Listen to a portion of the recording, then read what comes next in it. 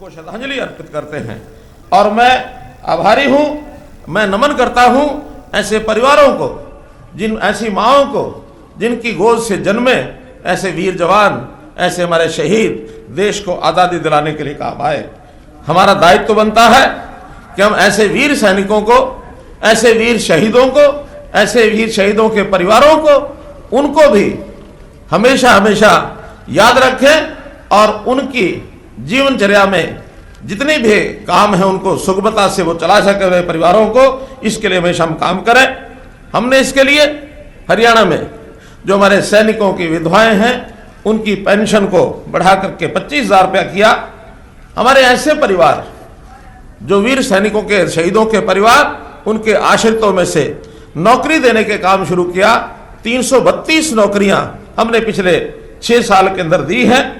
इसी प्रकार जो एक्स ग्रेशिया राशि है 20 लाख रुपए से बढ़ा करके उसको भी हमने 50 लाख रुपया किया है। हमारा दायित्व बनता है कि हमने उन वीर सैनिकों के जो स्वप्न थे, उनके स्वप्नों का भारत बनाने के लिए बहुत से काम हम आगे करें। उन कामों के लिए हम लगातार तत्पर हैं, करते रहते हैं।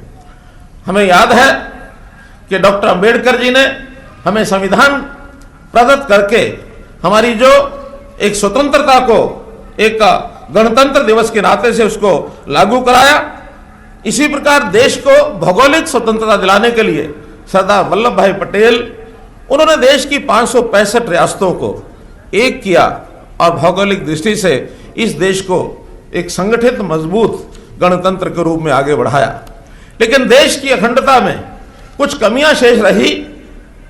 उस समय की कमियों को पूरा दूर करने के लिए हमारे देश के वर्तमान प्रधानमंत्री श्री नरेंद्र मोदी जी लगातार प्रयास कर रहे हैं और मैं इस बात से संतुष्ट हूं।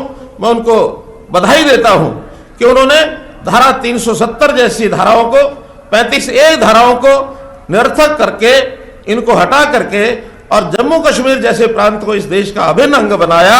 ये इसके लिए वो बधाई के पात्र हैं। हम लोग वर्तमान में एक ऐसे दौर में निकल रहे हैं। ये दौर पिछले वर्ष का बहुत कठिन दौर, कोरोना का दौर, कोविड-19 के नाम से न केवल ये देश बल्कि दुनिया में हम इसमें से निकले हैं। एक कठिन वर्ष हमारे लिए रहा है, फिर भी हम उस दौर में से सफलतापूर्वक बाहर निकल आए हैं।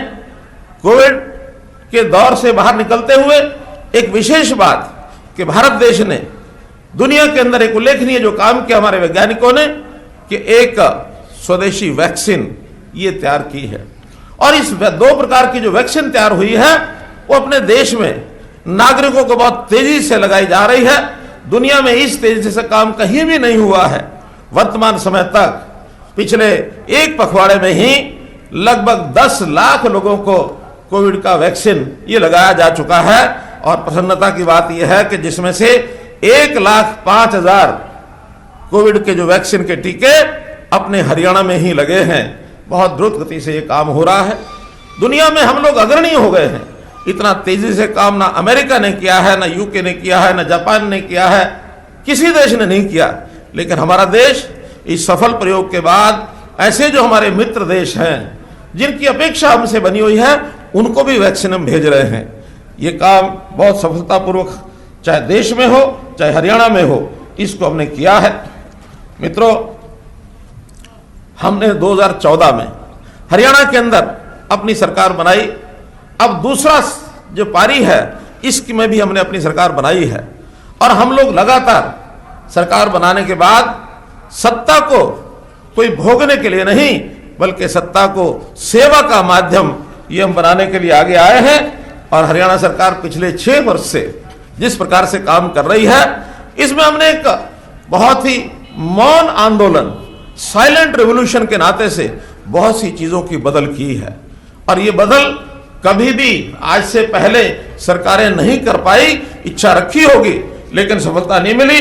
हम लगातार इसमें सफलता प्राप्त कर रहे हैं। हमने बहुत से ऐसे काम किए हैं जीवन को बहुत एकदम परिवर्तन करने के लिए। खास करके भ्रष्टाचार के ऊपर हमने जोर किया, व्यवस्थाएं हमने बदली हैं, उसमें नए नए काम भी, नए नए आयाम भी हमने खड़े किए हैं। स्वास्थ्य सेवाओं में हमने जितने काम किए उल्लेखनीय हैं। हमने अपने इस समय में 4 मेडिकल कॉलेज भिवानी, जींद, गुरुग्राम और नारनौल में कोरियावास 4 नए मेडिकल कॉलेज की स्थापना की है, जिससे हमारा जो लक्ष्य है कि 1000 जनसंख्या के प्रति एक डॉक्टर अर्थात 27,000 डॉक्टर हमारे पास होने चाहिए, उस ओर हम आगे बढ़ रहे हैं। जो मेडिकल कॉलेज की सीटें 2014 में लगभग प्रतिवर्ष 750 डॉक्टर्स को एडमिशन मिलता था, आज वो 1750 को मिलने लग गया है। हमारा टारगेट 2000 से ऊपर डॉक्टर प्रतिवर्ष हमारे बेड़े में शामिल हों, ये हमने किया है। इसी प्रकार प्रधानमंत्री नरेंद्र मोदी जी ने आयुष्मान भारत के अंतर्गत जो योजना बनाई कि 5 लाख रुपए का हर गरीब परिवार के लिए एक जीवन बीमा, स्वास्थ्य जीवन बीमा एक प्रकार का, वो हमने कराया है। आज गरीबों को बहुत बड़े सहायता सुविधा उसमें मिल रही है। सामाजिक दृष्टि से जो हमारी सामाजिक सुरक्षा पेंशन है, उसको भी लगातार हम बढ़ा रहे हैं। कोविड के दिनों में भले ही आर्थिक स्थिति हमारी किसी प्रकार की रही हो, लेकिन हमने किसी प्रकार कर्मचारियों का कोई वेतन अथवा पेंशन अथवा अन्य ऐसे विषयों पर कोई कटौती नहीं की है। लगातार हम उसमें काम करते रहे हैं। हम लोगों ने युवाओं के लिए जो काम किए हैं, युवाओं की शिक्षा हो, युवाओं का कौशल हो, युवाओं की नौकरियां हो, लगातार हम काम कर रहे हैं।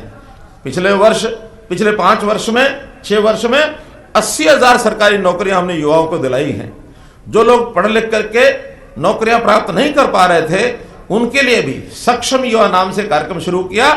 1,10,000 युवाओं को उसके माध्यम से 3 वर्ष का ये 100 घंटे का काम ये हमने देना का प्रारंभ किया, ताकि वो अपने जीवन में धीरे धीरे प्रशिक्षण प्राप्त करके वो आगे बढ़ सके।